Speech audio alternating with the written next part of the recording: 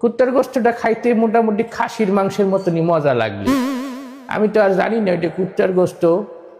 এখন বক্তব্য রাখবে মাননীয় সংসদ সদস্য MMA খান সাহেব, ফরিদপুর 90। মাননীয় সদস্য, আপনার সময় মাত্র 2 মিনিট।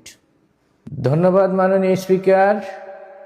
আমি আপনার নির্বাচিত ফরিদপুর 290 আসনের তাহাজ্জুদের সময় অনির্বাচিতভাবে বিপুল ভোটে জয়লাভ করা একজন সমাজকর্মী। মাননীয় স্পিকার, অত্যন্ত দুঃখের সাথে জানাইতে হয়, আমি গত 26 তারিখে সংসদে অংশগ্রহণ করার জন্য ফরিদপুর থেকে আরিচা রোডে রওনা দিয়েছিলাম।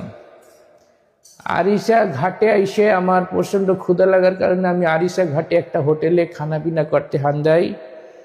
সেখানে হোটেল মালিক আমাকে খাসির মাংস বইয়ে কুত্তার গোশত খাওয়াই দিয়েছে। হোটেল মালিক আমাকে বলেও নাই যে এটা কুত্তার গোশত খাওয়াইছি। কুত্তার গোশতটা খাইতে মোটামুটি খাসির মাংসের মতনই মজা লাগলো। আমি তো আর জানি না এটা কুত্তার গোশত। তা আমার কাছে এত স্বাদ লাগলো যে আমি ওই কুত্তার গোশত, মাইটা, কলিজা, গির্দা সব কিছু দিয়ে চমৎকার একটা খিচুড়ি খাইছি। ওইখানকার হোটেলটাও খুব বিখ্যাত।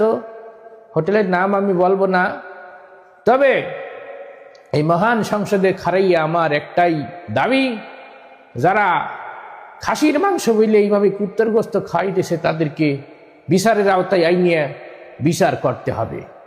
আর যদি বিচার না করেন, আমি একজন সম্মানিত সংসদ সদস্য, আমি যেহেতু কুত্তার গোশতটা খাইয়েই ফেলাইছি, কুকুরের গোশতকে আমাদের জাতীয় মাংস হিসেবে ঘোষণা করা হোক, এই দাবি আপনার কাছে জানাইয়ে আমি আমার সংক্ষিপ্ত দাবি দেওয়া পেশ করলাম।